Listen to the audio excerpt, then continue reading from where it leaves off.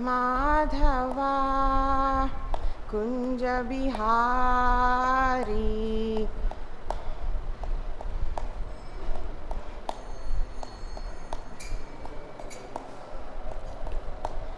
जय राधा माधवा कुंज बिहारी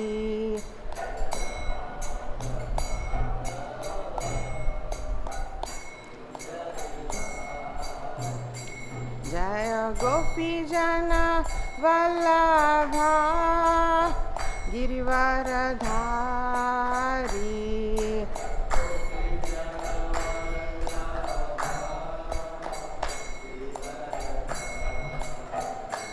जय गोपी जन वल्लभा गिरिवरधारी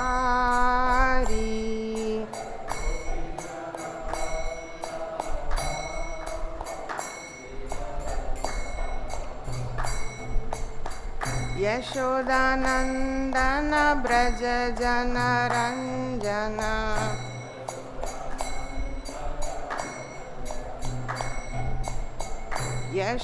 यशोदानंदन ब्रज जन रंजन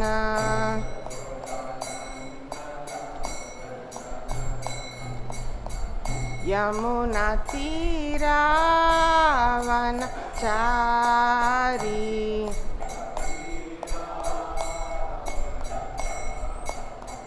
यमुना तीरावनचारी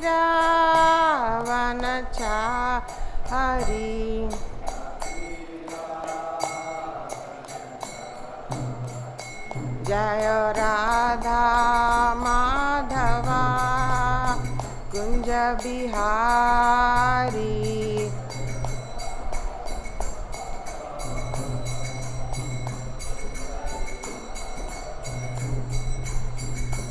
हरे कृष्णा कृष्णा कृष्णा हरे हरे हरे राम राम राम हरे हरे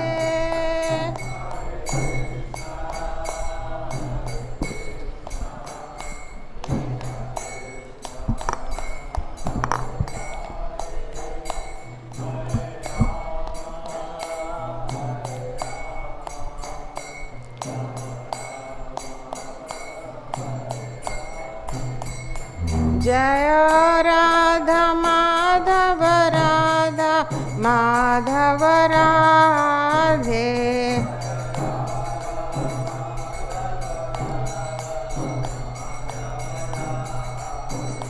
जय पंचतत्व जय पंचतत्व पंचतत्व जय पंचतत्व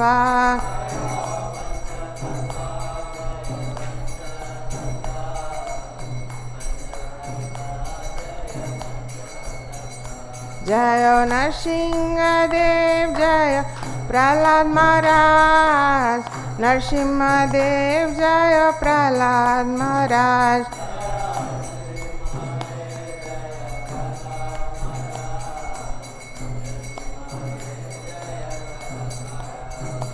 जय जगन्नाथ जय जगन्नाथ जय बालदेवा जय सुभद्रा देवी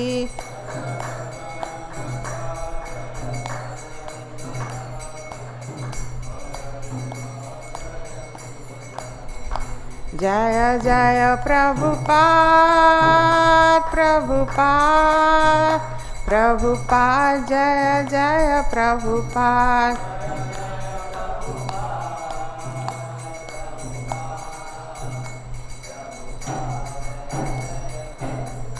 निताय गौर हरि बोल हरि बोल हरि बोल निताय गौर हरि बोल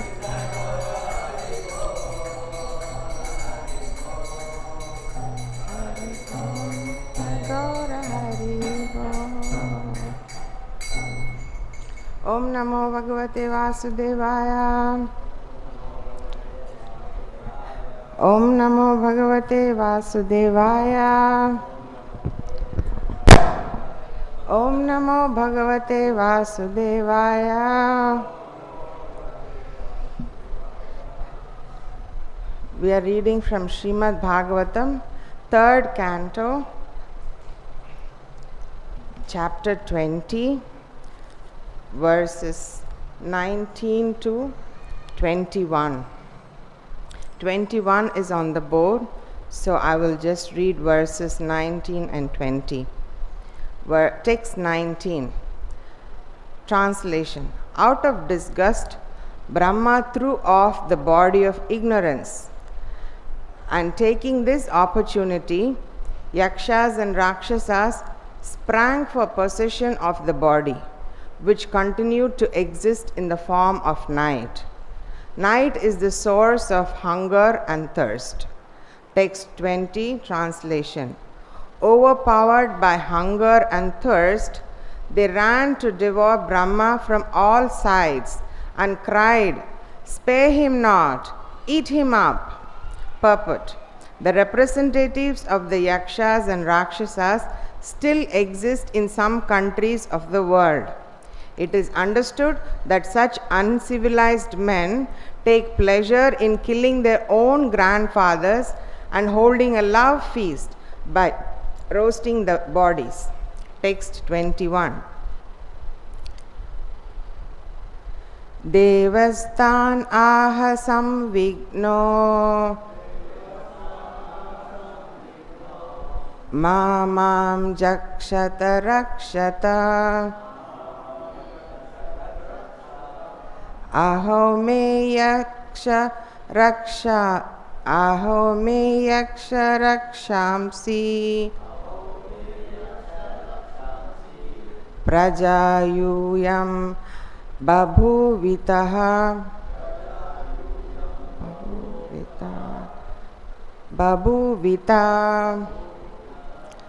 devastan aha samvigno mamam jakṣata-rakṣata aho me yakṣa-rakṣāṁsi prajayūyam babhuvita devastan aha samvigno mamam jakṣata-rakṣata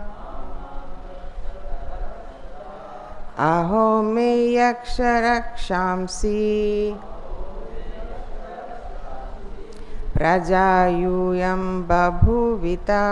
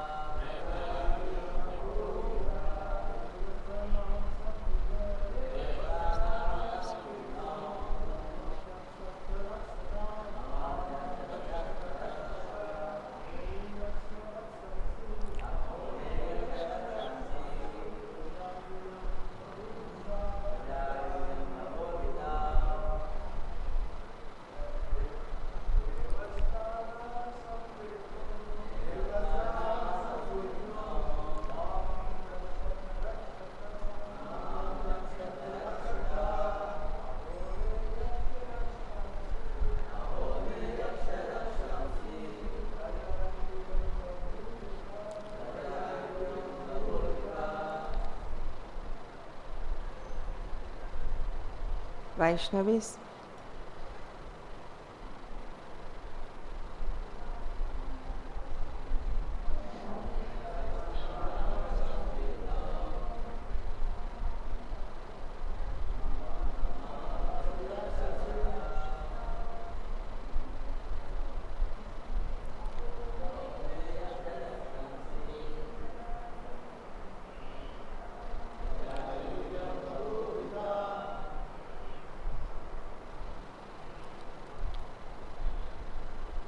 Devaha, Lord Brahma, Tan, to them, Aha, said, Samvignaha, being anxious, Ma, do not, Mam, me, Jakshata, eat, Rakshata, protect, Aho, oh, me, my, yakṣa-rakṣāṁsi, O Yakṣas and Rākṣasas, Prajaha, sons, Yuyam, you, Babhuvitaha, were born. Translation, please repeat. Brahma, the head of the demigods, full of anxiety, asked them, do not eat me, but protect me. You are born from me and have become my sons. Therefore, you are Yakṣas and Rākṣasas. Purport. The demons who were born from the body of Brahma were called Yakṣas and Rākṣasas because some of them cried that Brahma should be eaten, and the others cried that he should not be protected. The ones who said that he should be eaten were called Yakṣas, and the ones who said that he should not be protected became Rākṣasas, man-eaters. The two, Yakṣas and Rākṣasas, are the original creation by Brahma and are represented even until today in the uncivilized men who are scattered all over the universe. They are born of the mode of ignorance, and therefore, because of their behavior, they are called Rākṣasas or man-eaters. Translation again. Brahma, the head of the demigods, full of anxiety, asked them, do not eat me, but protect me. You are born from me and have become my sons. Therefore, you are Yakṣas and Rākṣasas. So this chapter 20, called as Conversation between Maitreya and Vidura, in summary, it gives an overview of something we studied in second canto. There is phases of creation. One phase is talking about how creation started from Krishna all the way to Mahavishnu, and then second part is from Mahavishnu how the rest of the creation continues. So the rest of the creation, how it is continuing, will be discussed in Canto 3. And the chapter starts with conversation where Sutta Goswami is being asked, what happened after Vidura and Maitreya finished discussion about Varahavatar. Because they don't want the narrations to stop. They want to hear more and more. So then Sutta Goswami explains that Vidura wanted to know about the creation, and Maitreya Muni started explaining about how this material universe is created, and he explains how the material modes are put into some kind of imbalance, which is caused due to the karma of the souls on one side, and the force of time on other side, and ultimately by the will of Lord Vishnu, his vision, Rama, his auspicious vision, how the material creation, the whole chapter proceeds to explain how the false ego creates this egg which lays waiting for 1,000 years, after which Lord Vishnu enters, and then from him Lord Brahma appears, and as soon as Lord Brahma appears and starts creation under the guidance of the Lord. He creates some entities who are exhibiting mode of ignorance. Brahma created from his shadow the coverings of ignorance of the conditioned souls. They are 5 in number and are called Tamishra, Andha-tamishra, Tamas, Moha and Mahamoha. This we discussed yesterday. And because these are different types of ignorance, then Brahma felt very disgusted that he created such creations. So he threw off his body of ignorance. Further down the chapter, we will see what it means, because here it's in this verse 19 it says that Lord Brahma threw away his body of ignorance, and then in verse 20 he says that he told, don't eat me, protect me. So if he threw away, if he has actually given up his body of ignorance, how is that he was talking? What were they trying to eat? What was Brahma giving up? That was him, and they were trying to eat, but he still did not die per se. So what was it? Further down in the chapter, it will be explained that it is the attitude, it's the mindset. When you do something bad, when we do something wrong, we don't have to kill ourselves. We simply have to change our attitude. We have to change our subtle body, our mindset, so that we do not proceed further in that line. So he gave up that subtle body, that mindset where such a creation happened. And that subtle body or that mindset, it became night. It exists as night. And this night is the source of hunger and thirst. It is highlighted hunger and thirst, but basically this is source of eating, which is expressed as hunger and thirst, and also sleeping. Night is the time we sleep, and mating. And then in order to continue these 3, then we have to also defend, so that you can have your eating, sleeping and mating going on well. So all these things belong to ignorance. So even though just hunger and thirst are highlighted, we should know that these are the shackles, these are the tools of Durga that are used for controlling the condition. She has the Trishula, the 3 types of sufferings that she inflicts, and it's essentially made of this ignorance, the desire to eat, sleep, mate, defend. So she uses that propensity to control, and these propensities rise from mode of ignorance. And as one progresses spiritually, we can see that these propensities go down very beautifully, very naturally.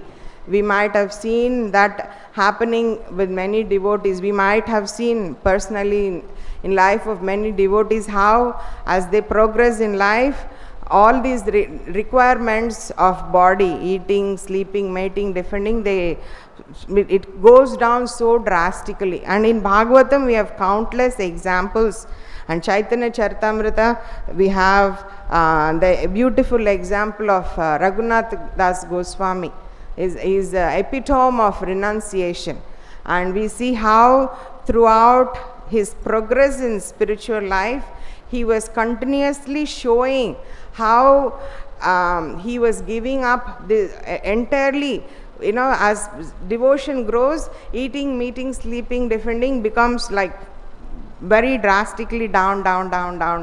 And it's very beautifully narrated in Chaitanya Charitamrita how Raghunath Das Goswami, when he came first to Puri, to Lord Chaitanya, his father had sent to him a servant and a Brahmana, I think, with some money. And he did not accept that service, but he used to take that money to feed Lord Chaitanya. For 2 years, every month, twice, he will invite Lord Chaitanya and he'll take that money from that was given by his father to prepare and feed prasadam, some feast for Lord Chaitanya. For 2 years, he was doing that. And then after 2 years, he stopped. And then 2 months later, when Lord Chaitanya observed that he wasn't calling him anymore for feast, he asked Swarup Damodar, what's happening, what is the update with the Raghunath Das Goswami, why did he stop this? And Swarup Damodar Goswami was saying there should have been some reason why he did it, and eventually he finds out that these are material people and their wealth is contaminated materially. So he didn't want to offer that contaminated wealth to you. So you can see one level of renunciation. He gave up that wealth, he wasn't attached to that wealth. And Chaitanya Mahaprabhu approved of it. He said, yes, when we take things from materialistic people, it rubs off on us, that material contamination rubs off on us, good. And then how does Raghunath Goswami sustain himself? He goes to Simhadwara and Lord Jagannath's devotees, they buy Mahaprasadam. And when they come out, he stands there in Simhadwar and each one randomly, somebody just randomly gives him some prasadam because he is standing there begging. So he accepts that Mahaprasadam. And after some time, Chaitanya Mahaprabhu observed that he wasn't there in Simhadwar anymore. So he asked, what is happening? What's the update? And Swarup Damodar Goswami explained that he gave up standing there and begging for prasadam. He gave up that. And Chaitanya Mahaprabhu approved it. And Chaitanya Mahaprabhu said, it's like standing and begging for prasadam is like being a prostitute. You think, oh, he has that prasadam which is nice. Will he give it to me? Oh, that prasadam, he took all of it and walked without seeing me. So it creates an anxiety for prasadam and takes your attention from Krishna. So it's good that he stopped that. So what is he doing? He actually goes to the free prasadam stall. And he takes some free prasadam from there. You don't have to beg. When you stand in line, you get free prasad. Everybody gets free prasad.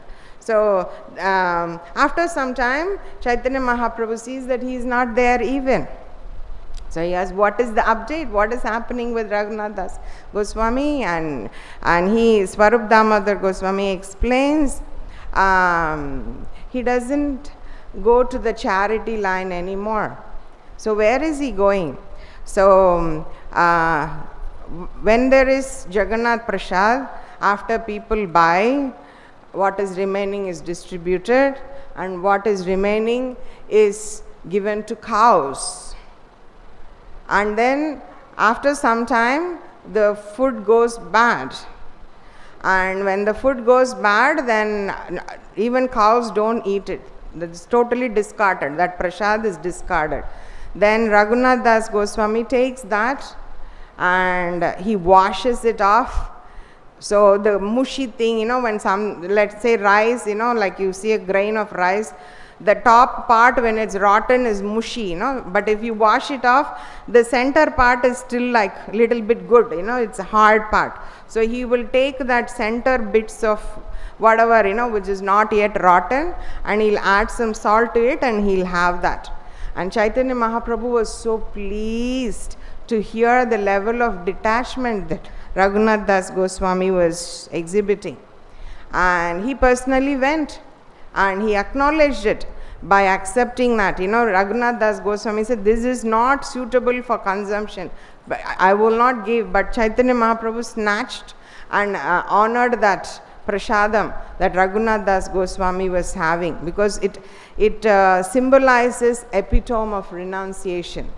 And in many occasions, when people are very renounced, when they are not attached to material things, like in the case of Kolavechi Sridhara, Chaitanya Mahaprabhu was wanting to drink water from that one cup with a hole, which had, it was like totally like bent in different ways and with hole, and he was so detached, he didn't even bother to like fix it or find something else as alternative. So when devotees exhibit this kind of renunciation, the Lord is very pleased, and in fact you feel that reciprocation. In case of Raghunath Das Goswami, directly the Lord reciprocated by gifting Raghunath Das Goswami his Shila and his conch necklace, and that Shila is so special because Lord Chaitanya was carrying it on his chest, and his tears were falling on that Shila, such special gift.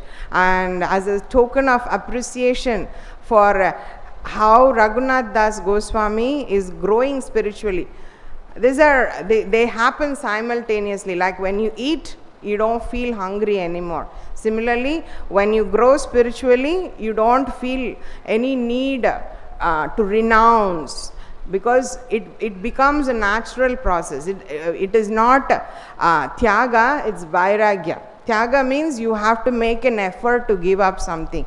Vairagya means you don't feel attracted to it, you don't need it. So as devotion grows, vairagya automatically develops. You naturally feel that you don't need any of these material things. So what we are looking at this verse, where night is the source of hunger and thirst, what they're talking about is mode of ignorance that shackles the conditioned living entities by these activities of eating, sleeping, mating and defending, and how when you are entangled in that, you become overpowered by it, like how the next verse says. And then what you want to do, you want to devour. Lord Brahma, the Rakshasas wanted to eat him up. And Prabhupada says that people kill their own grandfathers and hold a love feast. ISKCON is famous for love feast, where you give free prasadam. So their love feast is, this man is useless, he's very old, he's not really useful for our tribe or clan or whatever, so let's just cook him up, let's make the last use of him. So that is what happens, like you use people. We start using people, we don't value people's contributions. So these are all mentalities of mode of ignorance. And in verse 21, Prabhupada explains about how Brahma named them yakshas. Yaksha means let's eat, and raksha means let's protect. So the ones who refused to protect him and the ones who wanted to eat him up, Lord Brahma named them as yakshas and rākṣasas. And this is again a very typical mentality of somebody who is in ignorance. You are a rakshasa, you need to eat people. If you are going to eat Brahma, who is the original producer of all life forms, what are you going to eat after you kill him? So they don't even have that mental capacity to understand.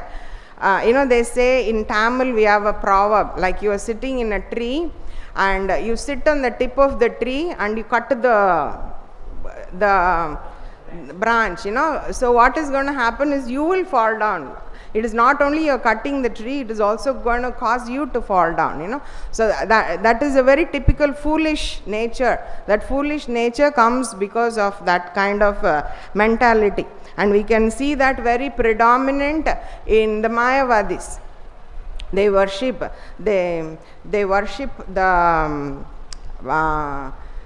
5 gods, Shiva, Parvati, Ganesh, Vishnu, and I think sun god.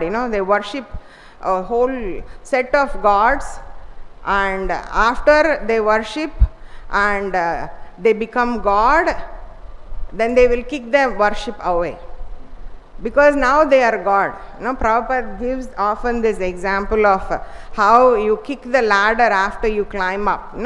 So whom you used to come up, the same person you kick out, that's mode of ignorance. So the whole philosophy of Mayavad, this pure mode of ignorance, we can see that they want to kick from whom they get the benefit. They worship these gods to become God themselves, and then they will kick out.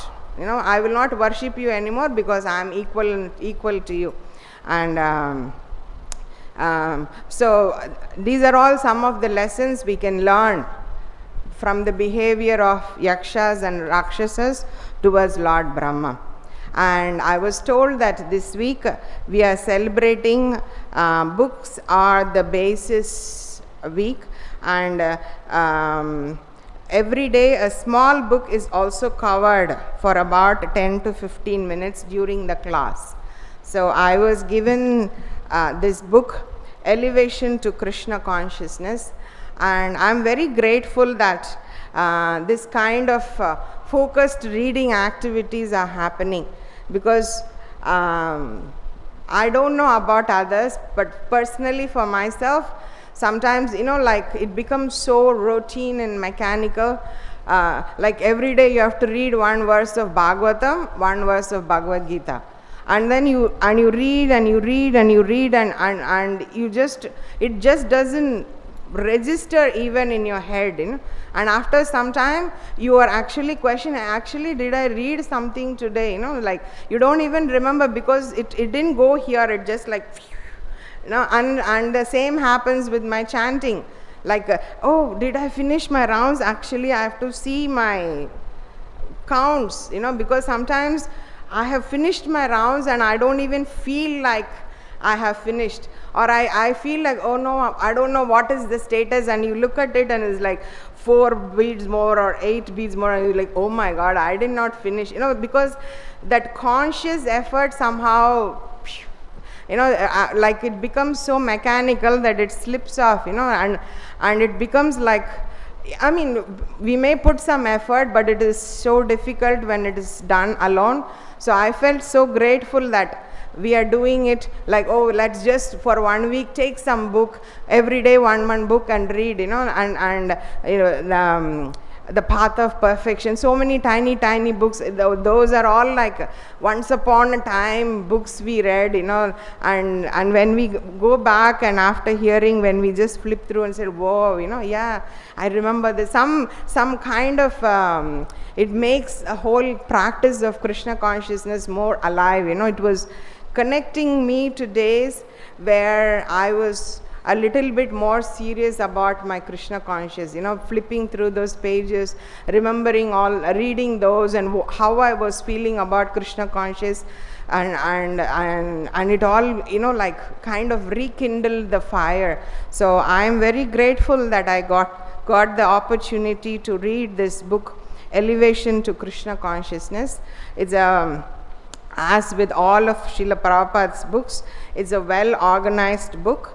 And this book has 6 chapters.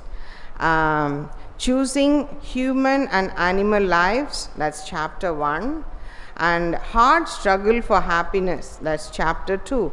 Towards a peaceful society is chapter 3. Knowing Krishna as he is chapter 4. I find that as my personal favorite. The depth with which Prabhupada helps us know Krishna is so beautiful. Only Prabhupada can show you Krishna so much. And knowing Krishna's energy is chapter 5. And taking to Krishna consciousness is chapter 6. So choosing human and animal lives. So this chapter, beginning of the book, Srila Prabhupada starts with Om Ajnana Timirandasya Jnananjana Salakaya Chakshurunmilitam Yena Tasmai Shri Gurave Namaha. And Srila Prabhupada says that spiritual practitioners, we offer our obeisance to spiritual master because we get knowledge from our spiritual master, and he in turn gets from his spiritual master, and so on. And material practitioners on the other side, the people who are materialistic on the other side, They get their knowledge by doing research.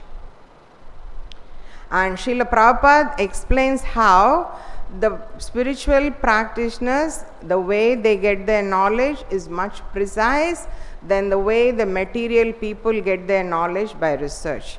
And he points out that we have 4 defects. The 4 defects we have are that our senses are imperfect. I can't see what is beyond this wall.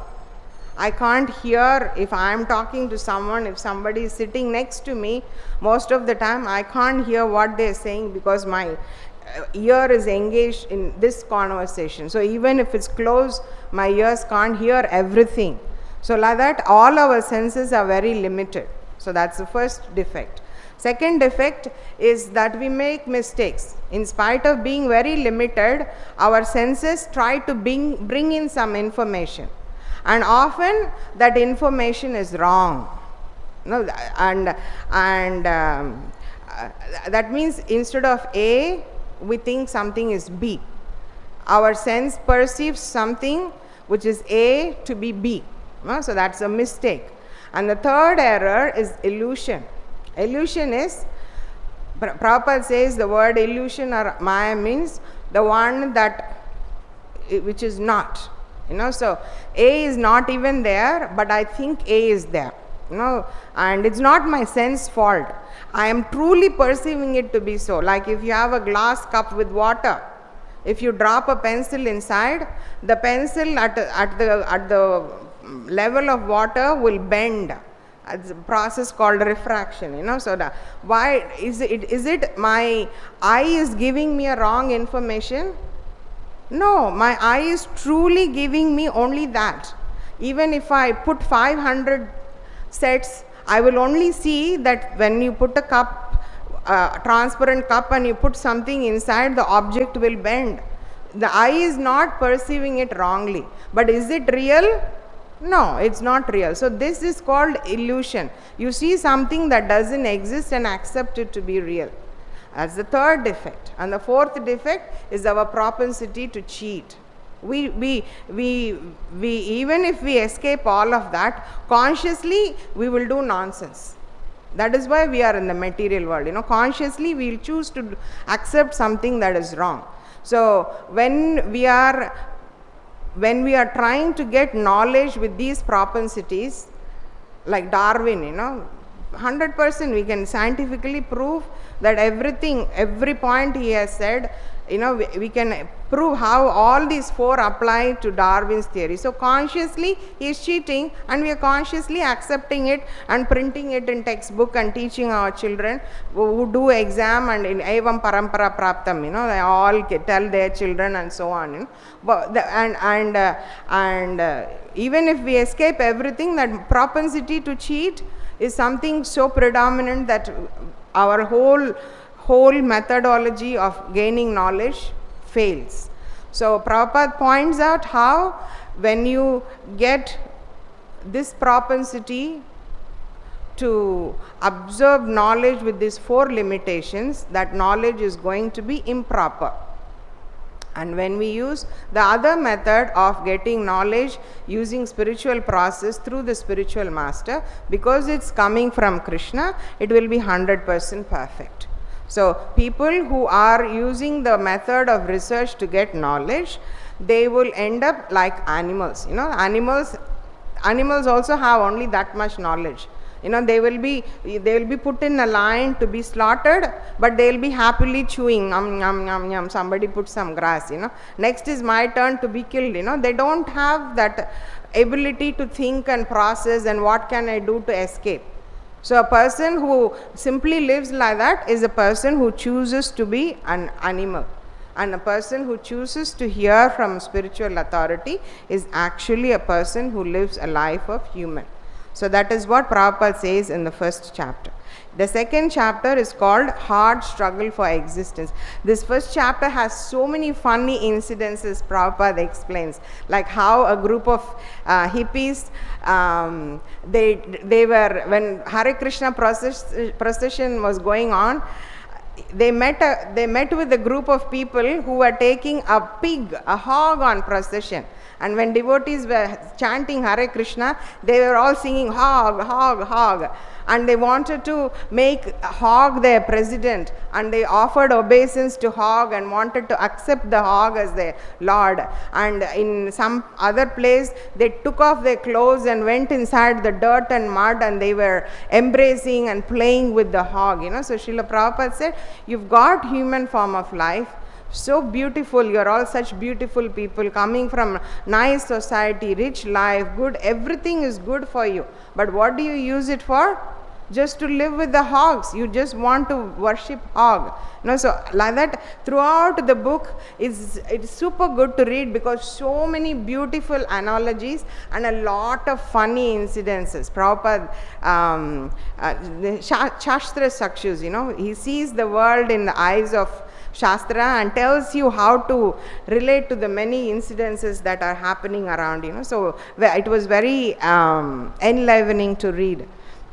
The second chapter is hard struggle for happiness. So Prabhupada explains why it is very difficult for people in this world to be happy. So the first reason, Prabhupada starts by saying, fish that is taken out of water cannot be happy at any arrangement on land. He must be supplied with water. In the same way, the minute Sachidananda living entity cannot be really happy through any amount of planning conceived by his illusioned brain in this material universe. He must therefore be given a different type of happiness, which is spiritual in essence. So that is the essence of the chapter. Why are we having a hard time finding happiness in the world? Because this place is not designed to be happy. This place is designed to give suffering. And Prabhupada says that this is not pessimism, this is being real. And so then he proceeds to explain all the efforts people put for becoming happy. Dharma, artha, kama, moksha. This is the standard path for happiness. So Prabhupada explains how people do different activities, dharma and sometimes adharmic, legal and illegal, Prabhupada says. And they want money. And then when they collect money, they think, now I am going to enjoy my senses. But are people allowed to enjoy their senses? More money you earn, more tax you have to pay.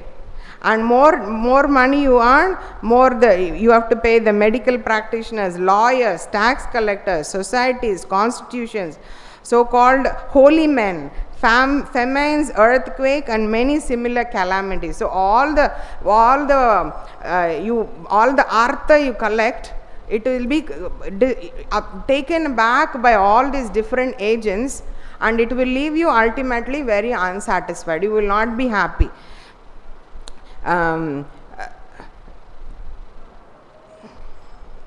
Unlawfully accumulated money is now being snatched from miserly citizens by various methods of state taxation for the future civil and international war fund, which is spending money in a wasteful and destructive manner. So that's what happens to you.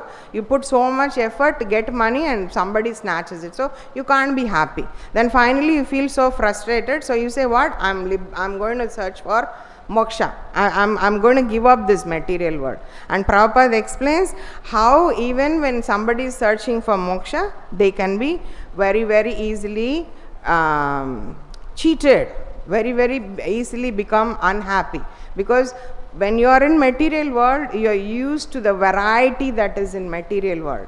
But when you have to negate this material existence to catch the spiritual existence, the first thing you have to do is negate the variety, because variety belongs to material world according to them.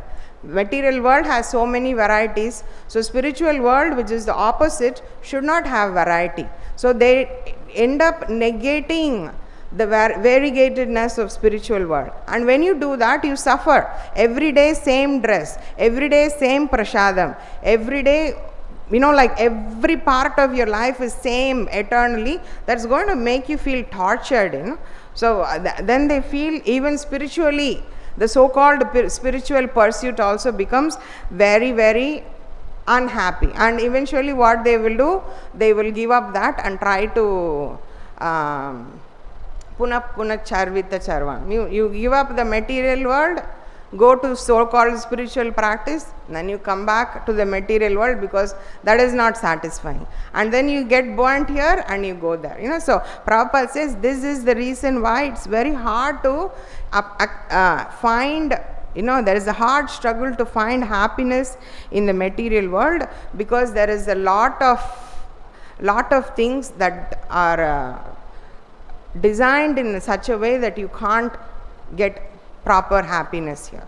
And unless you have a proper spiritual guide, even your spiritual pursuit will end up giving you suffering. Then third lesson is towards a peaceful society. So how do we move from this kind of very miserable life to a peaceful, happier life? So Srila Prabhupada gives out in the third chapter guidelines on how to get, second chapter explains why we are miserable, third chapter explains how to get out of it. So Prabhupada points out that if you want to be happy, it should be understood that all species of life, O son of Kunti, are made possible by birth in this material nature, and that I am the seed giving father. Aham bija pradapita. So the first thing of seed for happiness is to understand the unity we have with God. If God is the source of bliss, if we understand that we and God are connected in the form of seed and tree, seed and the seed giver, then and there is a unison, so that will create happiness, that will cause happiness. Then the second point Srila Prabhupada highlights is not only our origin but also our nature are similar. Not only all living entities are coming from God, all living entities who come from God are all equal in nature. I do not belong to this body. Aham Brahmasmi. I am spirit soul. So the second point is to understand that I am spiritual in nature. I come from Krishna.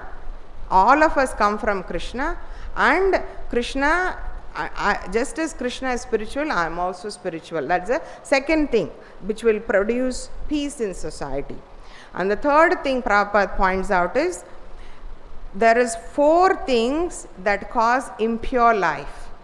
And as long as we keep in touch with these 4 things, we will always be suffering. So we should give up these 4 things. And these 4 things are the 4 irregulations: illicit sex, intoxication, meat eating and gambling, because they are a source of misery. They will cause problem. Any one of these you touch, you will end up touching all the others, and it will lead to karmic bond and so much more miseries. So Prabhupada says, one peaceful society, understand that you have to follow the 4 regulative principles. And in order for you to peacefully follow the 4 regulative principles, Krishna has created the Chaturvarnyam Maya system. I created the 4 divisions. Just like you understand that you are qualitatively one with God, you should also understand that the bodies you have are different, and accordingly the way you work and understand and feel peace is going to be different. So you will have to have a society where this division naturally occurs. It is not an artificial to have all human beings as one type. That is artificial, because human beings are different, and what is happiness and peace is different for everyone. So there cannot be a standard definition of this is how everybody can be peaceful, because everybody will be peaceful in their own way, and that way is defined by the 4 varnas and ashramas. But even though we follow these 4 varnas and ashramas, when we transcend it and we practice these 4 varnas and ashramas in the light of Krishna consciousness, then we are pleasing Krishna, and by that we get ultimately happy. That is how topmost we might find perfection of happiness. So that is like the summary or essence of chapter 3. And we should chant Hare Krishna Maha Mantra, follow the regulative principles, and associate with God constantly, and thus there will be peace among all class of men. And the 4th chapter, this is my favorite one, knowing Krishna as he is. So Prabhupada knows Krishna in so many ways. So first Prabhupada starts the chapter by saying we should know, before we know who is God, we should know who we are. And who are we? We are the servant of God, and we are connected to Him through devotional service. And then throughout the chapter, he highlights who is Krishna. The first thing he says is Krishna is the Supreme Lord who is above the three modes. Krishna is not somebody from this world, he is above this world. Then the second point he makes is Krishna is the Supreme Controller. Ishvaraha Parama Krishna, Supreme Controller. And the third point he makes about God is that God has nothing to do. That is something you should know about God. Even if you are President of America, when there is a war in Europe, you have to get all worked up because so many things will be affected. So everybody in this world, how much ever big they are, they have to work. But Prabhupada says that Krishna never has to do anything. He controls the whole spiritual material creation simply by his energy and just by willing. So that is the typical knowing of God, means knowing that God has really nothing to do. And Prabhupada gives a beautiful, I'm not going to tell it because I want you all to go and read it. It's not a big reading, it's just like maybe like 10 pages of A4, very small reading. We can read it in like 20 minutes. There's another beautiful story Prabhupada tells about how an intelligent person was able to understand that Krishna is God. And in a very funny way Prabhupada tells a story, and that's something worthy of reading, and it's a very, very funny story. And the next point Prabhupada says about knowing Krishna as he is that if we manufacture gold, that is artificial gold, not real gold. Gold is natural, and similarly God is natural. God is not somebody who can be manufactured by I'll sit and meditate and I'm going to become God. I'll become God when I escape material world. God is not manufactured. God is always God. So that is also something we should know about God.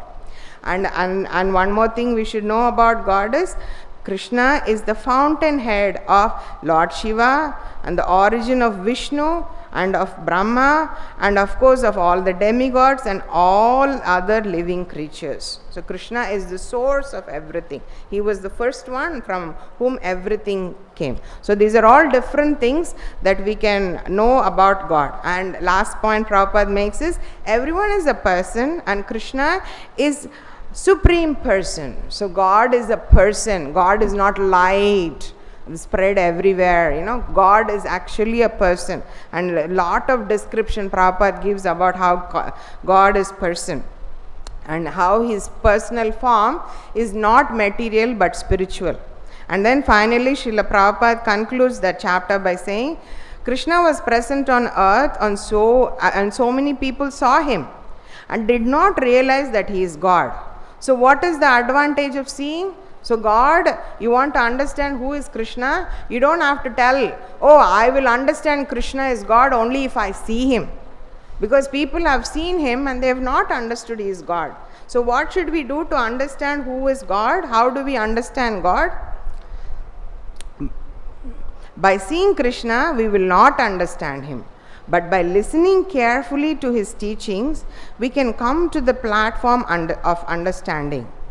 We can touch Krishna immediately by sound vibration. Therefore, we should give more stress to sound vibration of Krishna and of the spiritual master.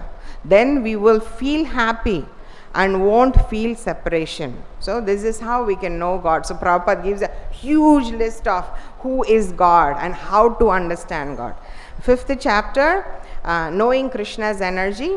So Krishna's energy, Prabhupada basically classifies as energy headed by Radharani and energy headed by Durga Devi. All the people who are devotees fall under Radharani's shelter. and they are very dear to Krishna, they can become very close to Radharani, and eventually that will bring them close to Krishna. And anybody who doesn't follow that, they all come under Durga. But a very interesting thing that Prabhupada states here is, for Krishna, there is no difference between material and spiritual energy.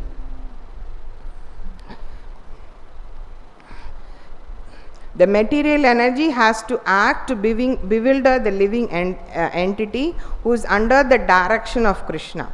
So it is not that material energy means she is less and spiritual energy is more. They are both Krishna's energies. They are both equal. They are both spiritual. One of them deals with who are spiritualists and one of them deals with who are materialists. But the energies are not material. Only we can categorize ourselves as with whom you want to deal. You want to deal with that energy who will put you through this place of suffering till you understand you are servant of Krishna, or you want to become servant of Krishna and deal with that energy who will help you serve Krishna. But the energies are not material. Yeah? So that's chapter 5. And the last chapter, chapter 6, is taking to Krishna consciousness, which is basically elevation to Krishna consciousness. So how do we elevate to Krishna consciousness? Prabhupada starts by saying that it will be by the mercy of the spiritual master. By the mercy of spiritual master, one is benedicted by the mercy of Krishna. So how to elevate is through the mercy of spiritual master.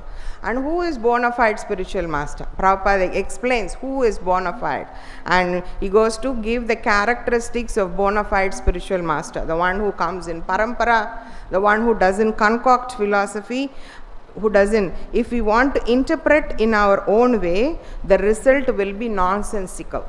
So the bona fide spiritual master does not give interpretation of philosophy. He comes in parampara and he repeats as it is what he learned. That's a bona fide spiritual master.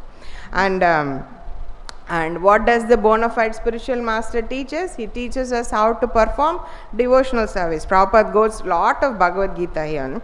O son of Kunti, all that you do, all that you eat, all that you offer and give away, as well as all austerities that you may perform, should be done as an offering unto me. Yat karoshi yad nasnasi. Bhagavad Gita. So the spiritual master, bona fide spiritual master, guides you to perform devotional service. And when we become associates of Radharani, we can become associates of Radharani by qualifying ourselves in advanced devotional service. So when we perform this devotional service and we advance in it, then we eventually move to Radharani, who is the one who's taking care of living entities who want to serve the Lord. From Durga Devi we move to Radharani side.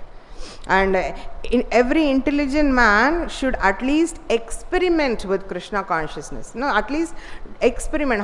So many lives I have given to material world, so let me at least experiment in this life by practicing Krishna consciousness. What will I lose? In that way they should think and they should try to experiment this Krishna consciousness. And Prabhupada says that having a religion, is very important. Having God and having a religion is very important. And why is it important? Because it gives you a sense of having an authority. And without having an authority, one is actually like directionless. They may be simply lost. So it's very important that we choose an authority. Every religion teaches you that. So when you accept Krishna consciousness, you are still following the same protocol. It's not something new. It is similar to, if you are Christian, you accept Jesus. If you are following Islam, you accept Allah. If you are following this religion, you accept, similarly, if you follow Krishna consciousness, you accept Krishna as God. It's nothing new, because every religion only establishes that idea. You need to have authority, otherwise you will be lost. Jesus is the only way. You don't have him, you don't know which is the way to go. The same principle applies. And Prabhupada concludes by saying that for this age of Kali, Lord Chaitanya has explained that the best method of understanding God is chanting Hare Krishna Maha Mantra. So, in order to elevate one to Krishna consciousness, one has to chant Hare Krishna. So, that is elevation to Krishna consciousness. A very beautiful, enlivening reading. So, I am requesting, I am hoping that you will all go and read and catch all those beautiful anecdotes, all those funny incidents Prabhupada is writing about. It gives you a glimpse of what Prabhupada was seeing through his Vrindavan eyes. It's a beautiful thing to read. So thank you for this opportunity. Grantaraj Srimad Bhagavatam ki jai, Srila Prabhupada ki jai, Samaveta Gaura Bhakta-vrinda ki jai. We'll end the class here. Hare Krishna.